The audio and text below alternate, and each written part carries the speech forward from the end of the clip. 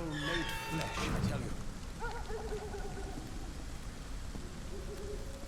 you. Morbidity can breathe its own beauty and grace. Whitechapel is not just disease, desertion, Good evening, and sir. despair. I'm Dr. Reed. I would like to ask you a few questions. Please be my guest. Although I may not be the best informant regarding this part of town, my words speak about that which the eyes cannot see. Really? Are you an artist of some kind? I'm a poet, sir. Richard Nethercott, at your service. May I ask what you're doing at this hour of night, sir? Do you live here? Not at all. I'm just enjoying the pleasure of a quiet walk. Though night talks are always preferable, if you ask me. Especially with strangers.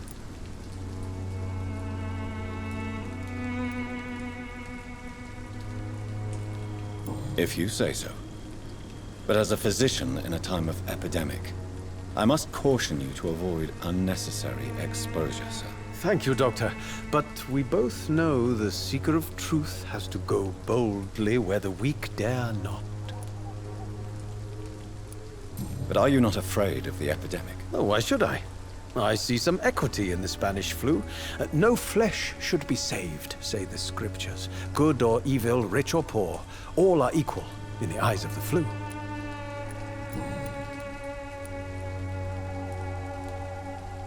What are your thoughts on the terrible situation in this city? Terrible, you say? No.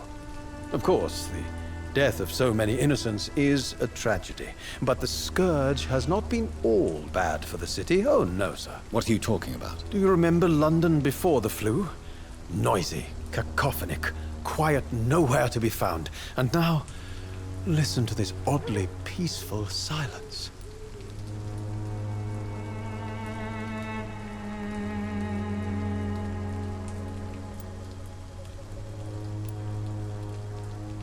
Peaceful?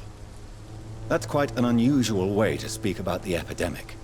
And very inappropriate, I must say. Most people fail to understand my perspective. I don't blame them. But how could I call myself a poet if I veiled my feelings?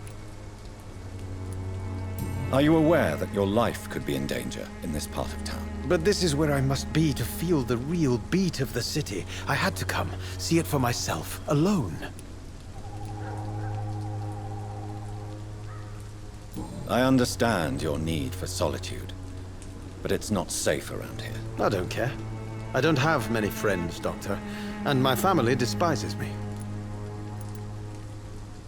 If some misfortune came upon you, who would be here to help you? Well, you for a start, my dear Doctor.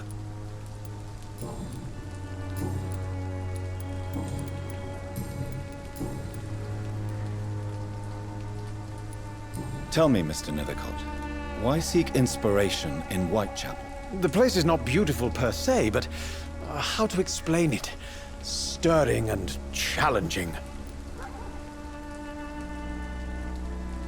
Do you not think it a little morbid? On the contrary, sir. Whitechapel is full of life, full of beauty.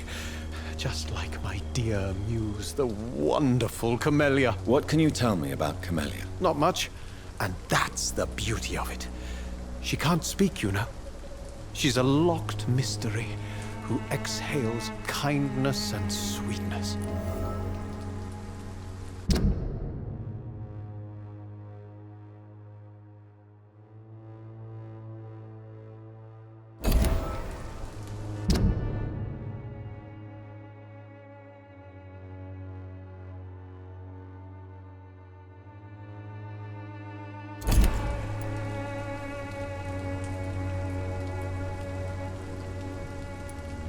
Perhaps you're just afraid to find out the truth about your muse. One day, perhaps, I'll ask her to come with me. But will she still be my wild flower of Whitechapel if she moves uptown? And have you ever tried to learn more about her? Where she lives? How she survives? Whom she may know? Maybe I prefer she remains an enigma. Reality can be so dull, don't you think? In what way, exactly? The struggle by gaslight, The barren smiles and the arid hunger under the rain. If you say so. Such vibrant antagonism and vivid paradox. The stripped humanity raged across each street. Vivid, of course, yes. And what about the poignant distress? Oh yes, the poignant distress. You see what I mean, don't you? That's what I want to write about, and that's what Whitechapel is made of.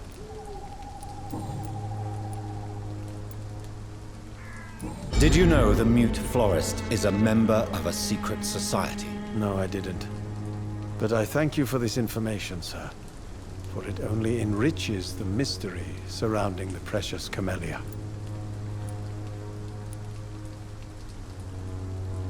Are you not curious? Is there not more you wish to know? That girl has not an ounce of malice in her.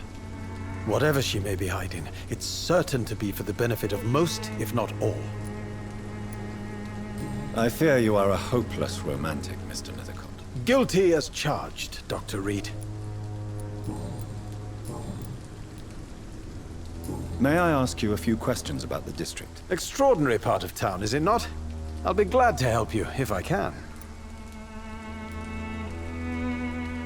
I'm looking for Dorothy Crane, a nurse who lives in this vicinity. Dorothy Crane. Oh, I love the name. The Crane of Whitechapel. Sounds very mysterious. But, sorry, no, never heard of her. What can you tell me about an old man called Darius? Darius Petrescu. Yes, I know him. At first, I thought he was only a small publisher. I invited him to publish my work, but his reaction was pretty clear. Not interested in your talent? Darius is an old political activist who takes delight in printing tracts and lampoons. Those communist activities only require mediocre writing skills.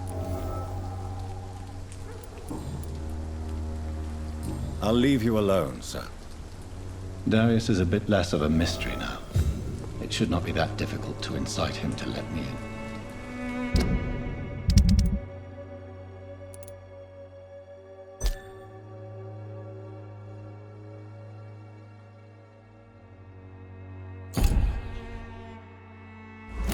Morbidity can breathe its own beauty and grace. Whitechapel is not just disease, desertion, and despair.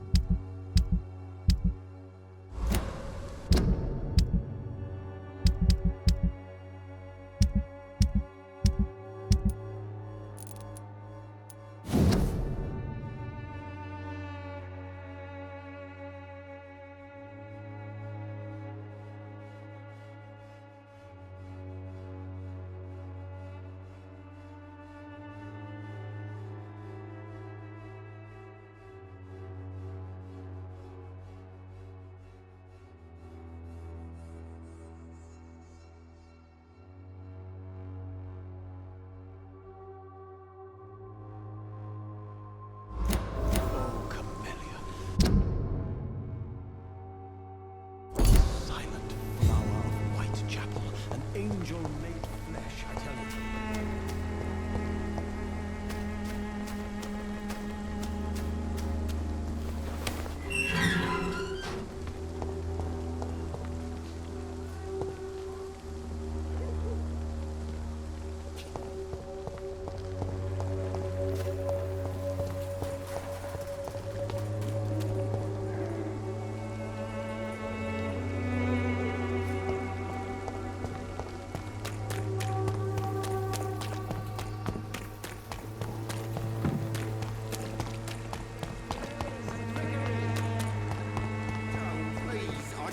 Your money. Come on, Barrett, you know the game. You pay for peace of mind.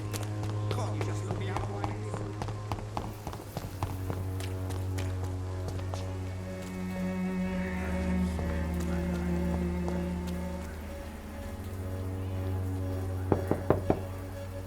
Mr. Petrescu, just 1 minute, please. You again. Go away.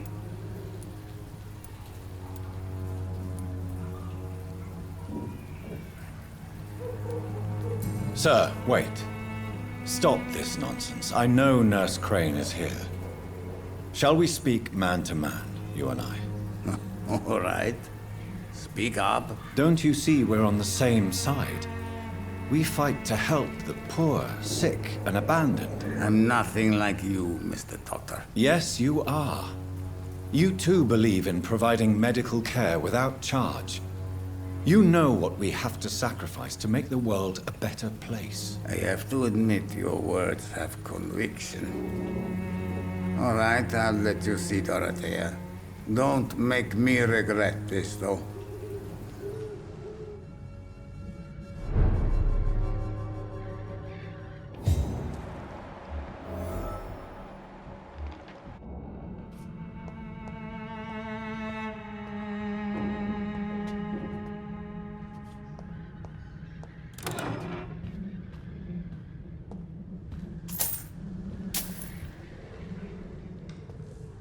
If you want to talk to Dorothea, you must go across the courtyard and take the stairs. We've not been formally introduced. May I ask your name and occupation, sir? I am Darius Petrescu. I'm here to keep snitches and spies away from Dorothea. And I also run this little print shop.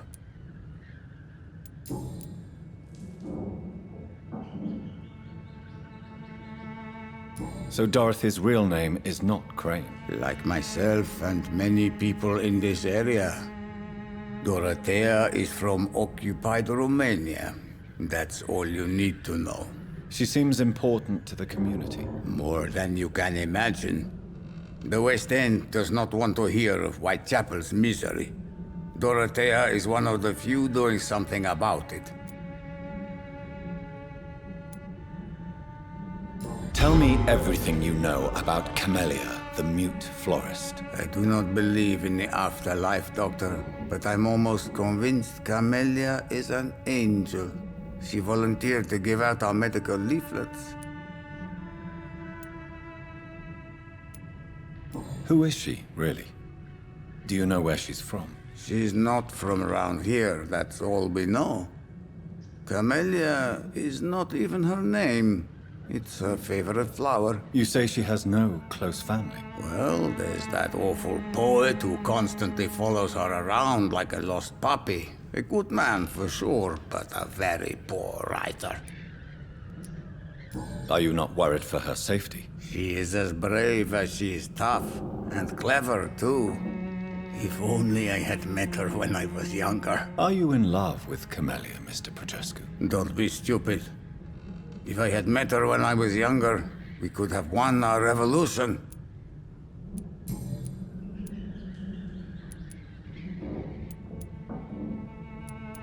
Tell me, I do. Did you refuse to publish Richard Nethercott's previous works, Darius? Yes, his manuscript is as pompous as he is starched. Now there's a man who loves the sound of his own voice. You could have told him so. As a great writer recently said, politeness is the most acceptable hypocrisy.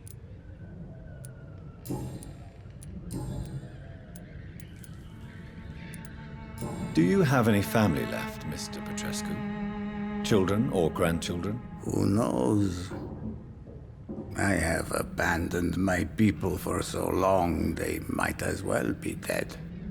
As dead as I am for them, I suppose. Don't be embarrassed, sir. If you must know, my own father disappeared many years ago, and I forgave him. It's quite awkward to talk about our families like this, but thank you, Dr. Reed. I appreciate your trust. This war won't last forever. Did you ever think of returning to your country now it's free? No. I have taught strength and determination to my sons and daughters.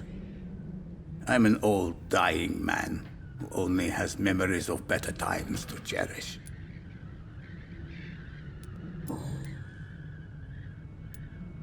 I know you fought for your country when it was occupied, Darius.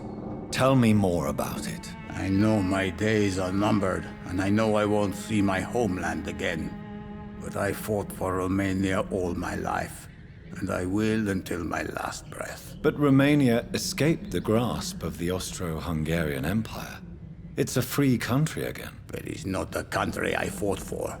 My homeland is not appeased, Doctor. But I still see a dark future ahead for my people. How did you meet Nurse Crane, Darius? Why does she trust you? I'm her oldest friend in England. Dorothea and I share many ideas about this country and about the country we left. You mean occupied Romania, don't you? Even if not directly, I fought against your enemies. Really? Then perhaps you have more in common with Dorothea than meets the eye, Dr. Reed. Goodbye, Mr. Petrescu.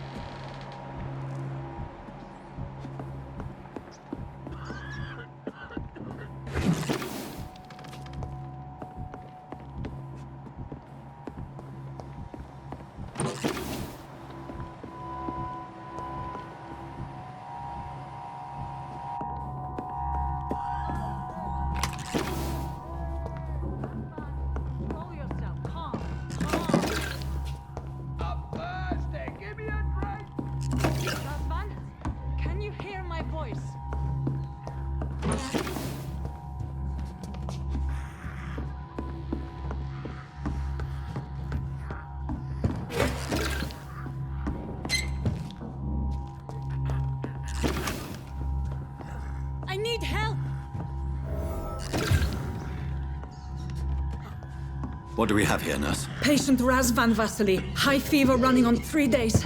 Complaints of dizziness, muscle aches, head pain, diagnosed with influenza. Treatment? Aspirin and salicin for the fever and discomfort.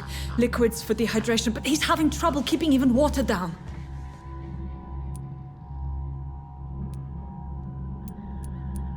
Thank you, nurse. Anything else I should know? He did lose consciousness this morning, but he's never had convulsions like these. He's not convulsing, he's choking. He's not getting any air. Scalpel! Hand me that scalpel! What can I do, Doctor?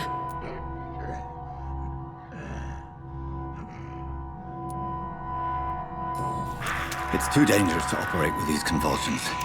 Sedative, nurse. Do we have any anesthetics? I'm sorry, Doctor. None at all.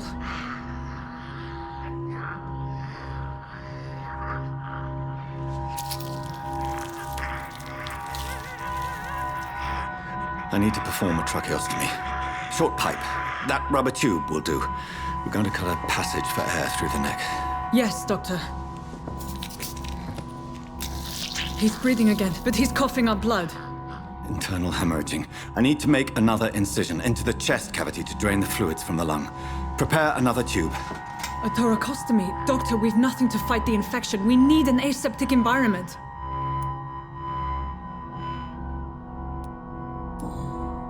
Right then, Nurse Crane. What do you suggest we do? I've no idea. I'm not the doctor. Time is of the essence. We need to perform a thoracic drain. Yes, Doctor.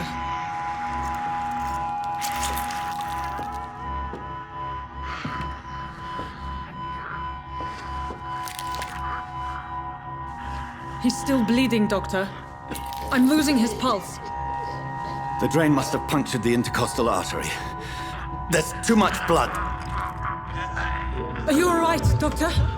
I can't see.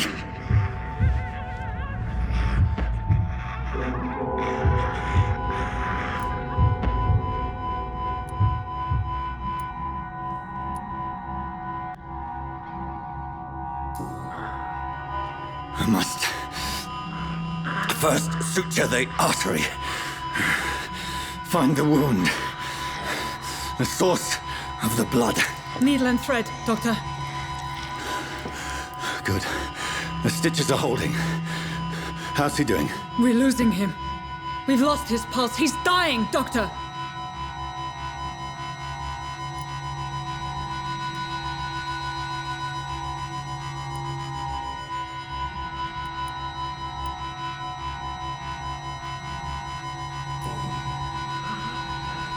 A dose of epinephrine, now. Yes, Doctor.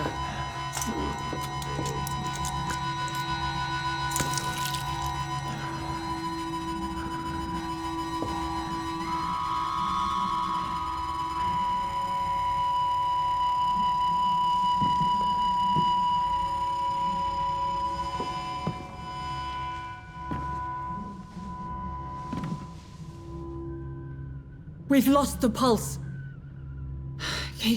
He's gone, Doctor. Nurse, we did everything we could. Truly? Everything you could. Is that how you'll report this in your log? Is this how the war went? Piling up one poor corpse beside the next? This was not an influenza-induced seizure. I've never seen symptoms like these on the continent. Neither have I. But the previous symptoms leading up to this attack were the same, indistinguishable from the epidemic. No. There was something more vile in these reactions. Something primitive. There have been numerous reports of mental breakdowns caused by the fever that accompanies the flu itself, Doctor. Yes, but... I'd best take some samples of the blood for analysis.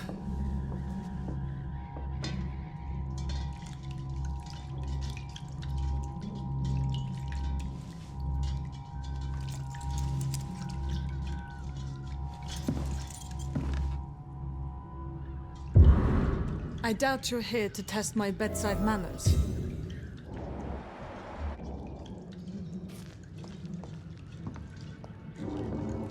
I suspect it was more than intuition alone that led you to us. So, how might I be of service, Dr. Reed?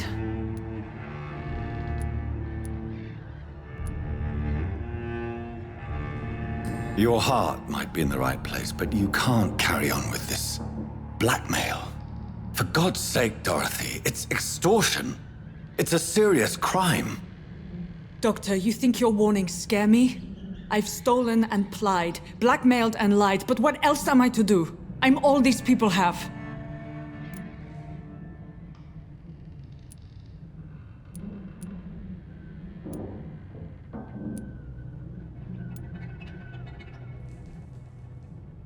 Dr. Swansea is a sensible and honest man. He wouldn't have refused your friend's care at Pembroke. It's easy for you to say, Doctor. These people cannot go to the police, nor to the hospital. They don't even speak English. They depend on me for everything. But why Lady Ashbury? Why her, of all people? She's pristine and proper, all right. But that she-wolf in sheep's clothing murders the poor for sport. I have her where she belongs, and I'll milk her for all she's got. So, the end justifies the means. Is that your defense?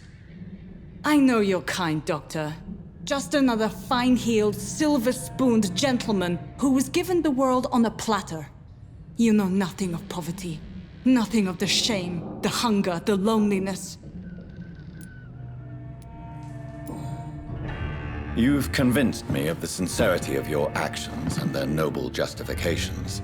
But all the same, blackmail is a crime, and it will stop, Nurse Crane. So, are you going to turn me over to the authorities?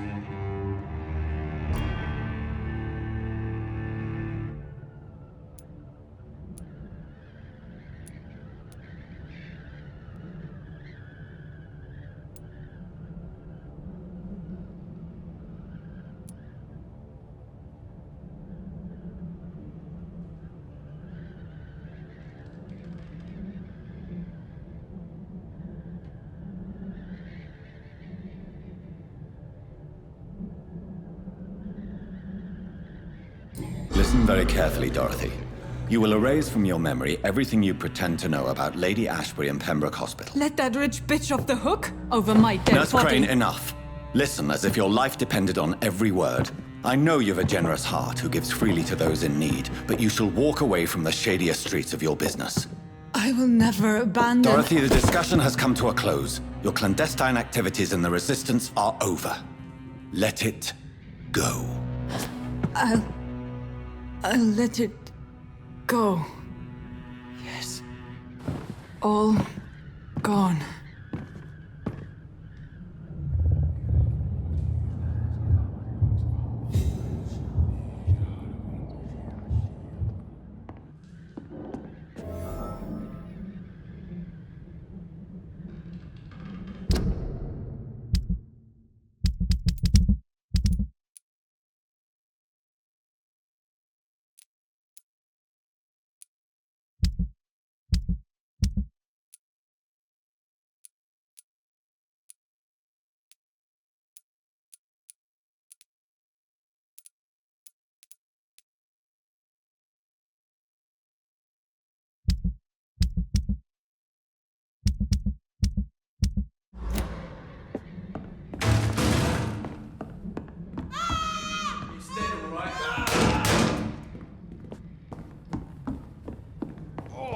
It's one of them!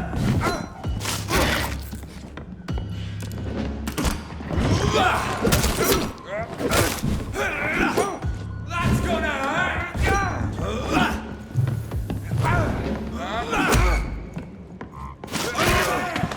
There's one of them vermin!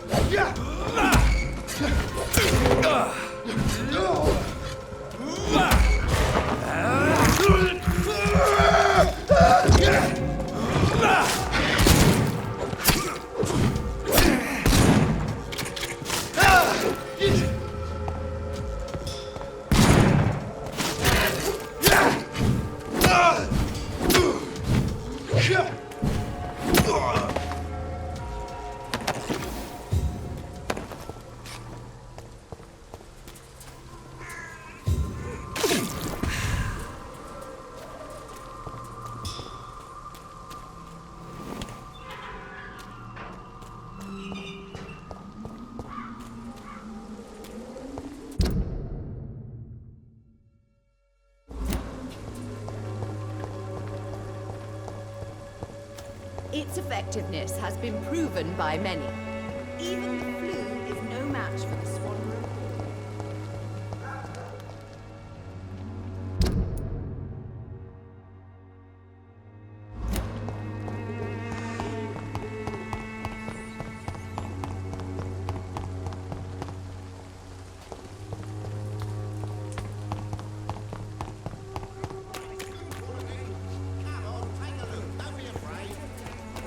Pay me a glass and I'll be gentle. Pay me a bottle and I'll be nice.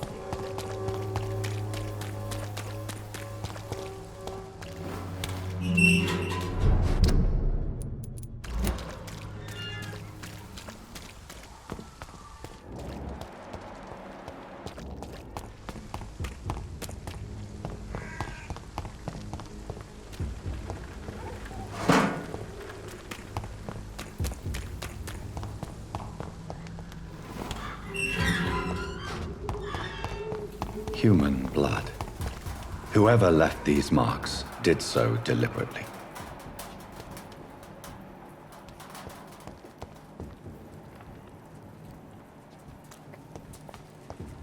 Kill him, boy!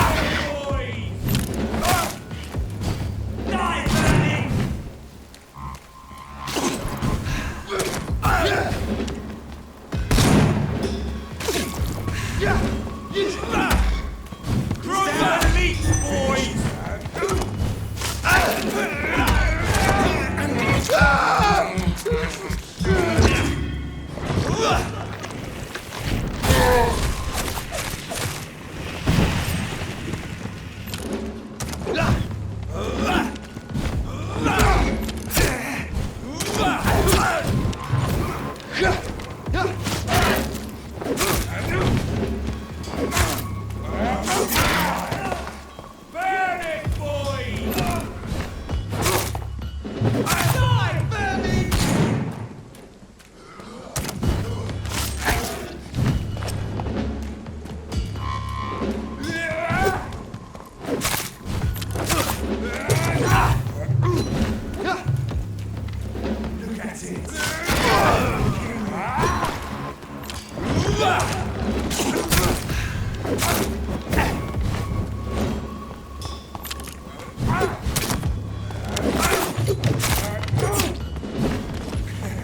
Doesn't like die, vermin!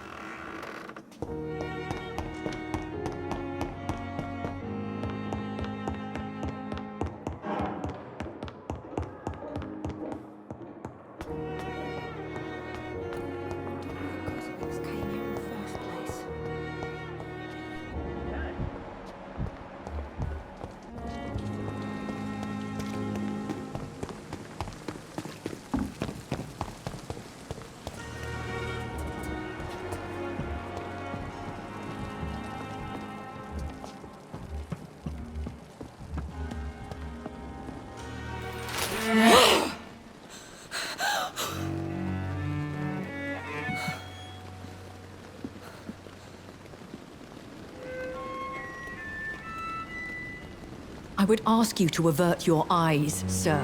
Or did you not know it was rude to stare? I knew it. Speak up, Dr. Reed. I like a man who speaks his mind.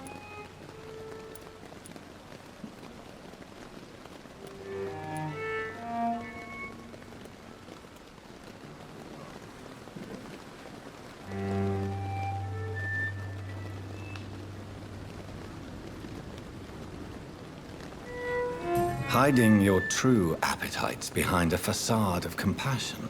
Bravo. Very clever indeed. Spare me your sarcasm, Jonathan. You are but newly born in this world.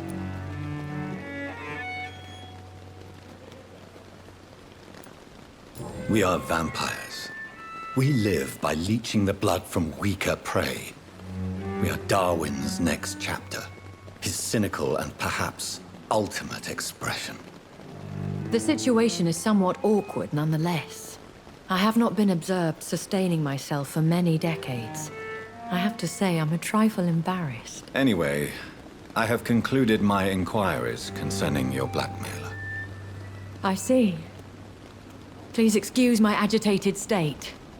Under normal circumstances, I wouldn't let anyone see me in this condition. The case is closed, your ladyship. The person who took advantage of you has, shall we say, seen the error of her ways. So who was it? My lady, the blackmailer was dealt with using the utmost discretion. The culprit's identity is of no relevance. Thank you, Jonathan. That is exactly what I needed from you. You have proven your loyalty, so, as a friend, please accept this small token of my appreciation. Thank you, my lady. If you have an inclination to learn more about vampires or your current situation, I will be glad to aid you in your quest for knowledge.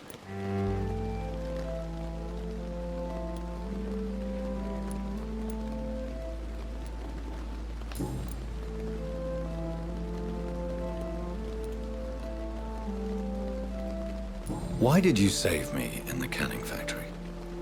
I could hardly stand by and watch such a promising young blood as yourself be torn to shreds by some gutter scowl.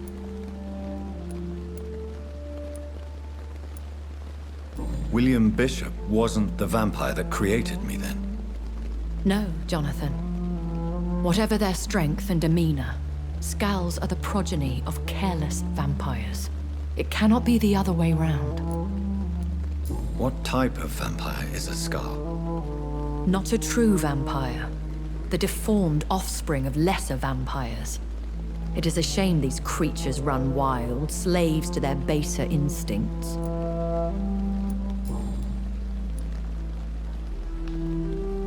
I know this is beyond the pale, but may I inquire your age? Really? And I thought you were gentlemen. If you must know, I'm 27. I've been 27 for a long time now, and 27 I shall remain.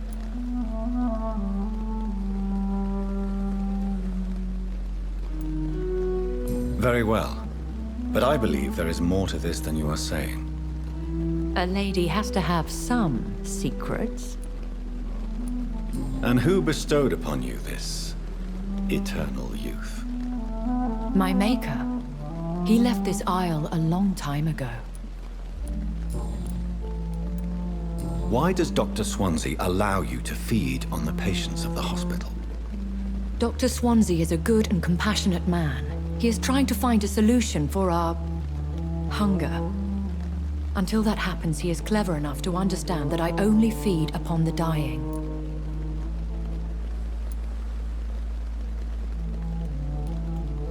And no one suspected you of the murders? As you well know, suspicion has recently fallen on me of killing for pleasure.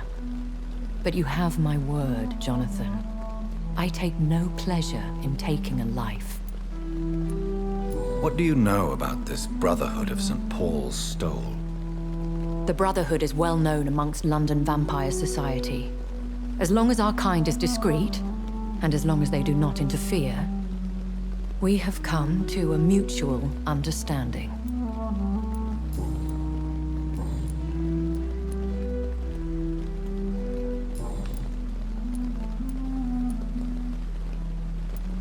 vampire?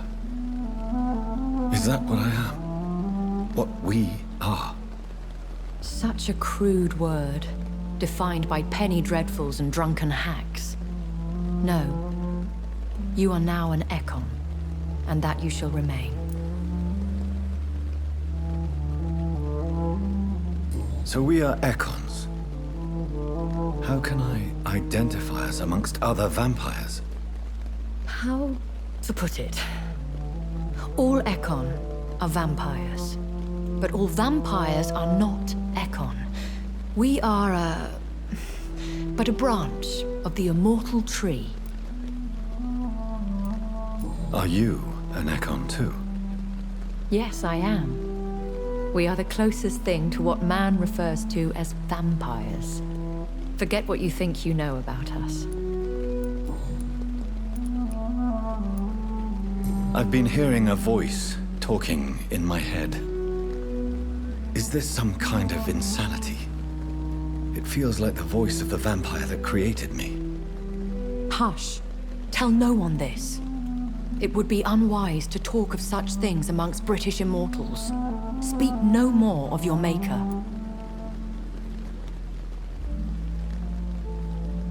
How could this cause offense? Only the powerful immortals can mentally call to their progeny. No vampire or hunter will sleep easy, knowing that an unidentified elder is stalking the streets of London. Excuse my forwardness, but are you my maker? Me? Goodness, no. Only a foolish immortal would create a progeny without taking precaution, and I'm no fool. I don't understand. Why was I created and then left for dead? That is a question only the one who made you can answer. It's not normal practice. I doubt even if you find him, he will answer you, considering how cruelly he treated you. So me being a vampire could have been a mistake. I very much doubt it, Jonathan. Contrary to the legends, it is not as simple to make another vampire by just biting someone.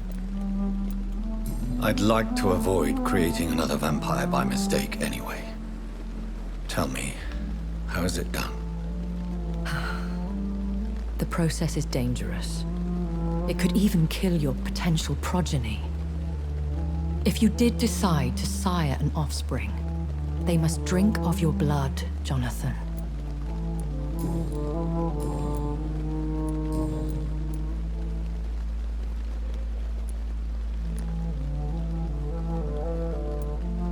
I've been away from London and England for 3 years. This isn't the city I remember. Things have gone from bad to worse here, Jonathan.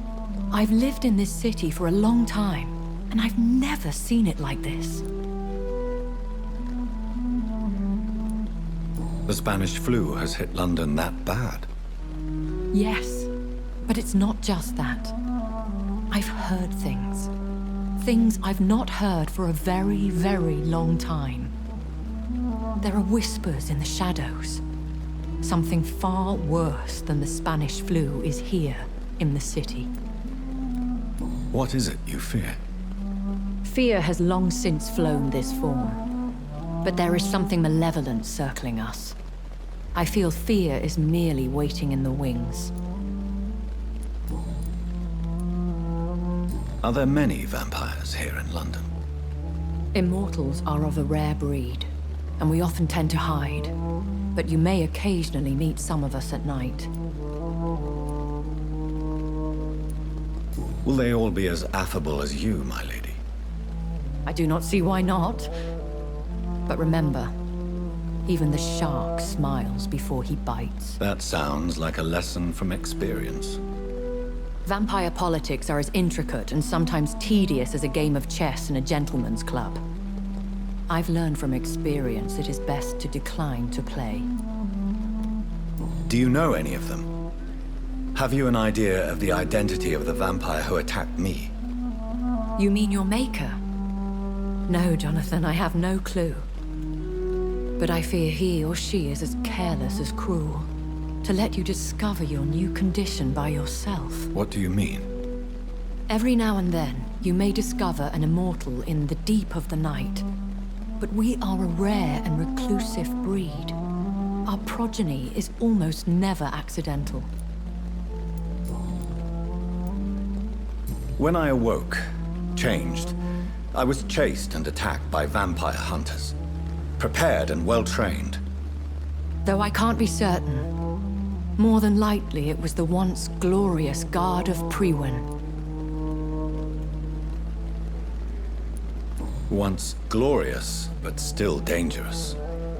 They have seen better days, but all fanatics are dangerous. You would be wise to stay clear. They are sworn to destroy our kind. You make them sound like some sort of cult. More a society, and like all the best ones, a secret society.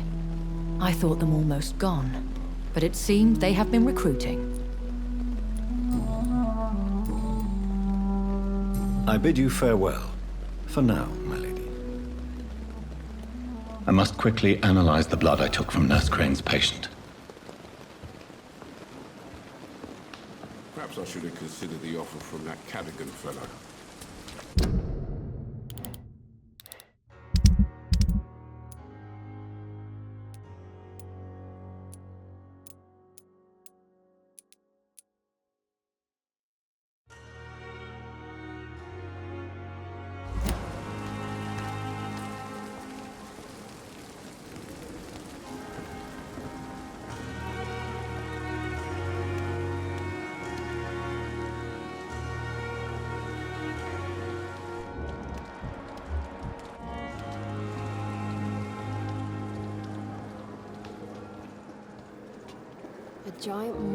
Good evening, Miss Howcroft. How are you doing? Not well. Eternity can be such a burden. Did you know that Thomas is dead? Mr. Elwood? Yes, I know about his death. His blood now runs through this decaying body. I see things much more clearly now. I've even started to sense things about you.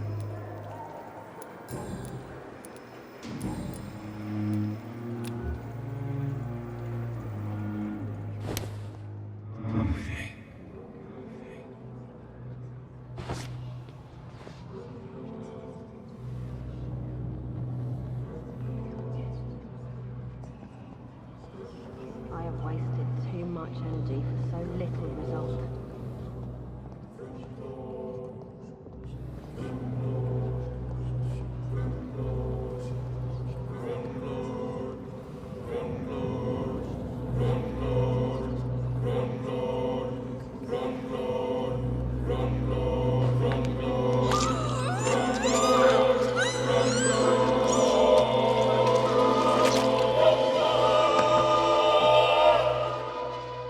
Beware, child of the night, for I shall come back and have my vengeance.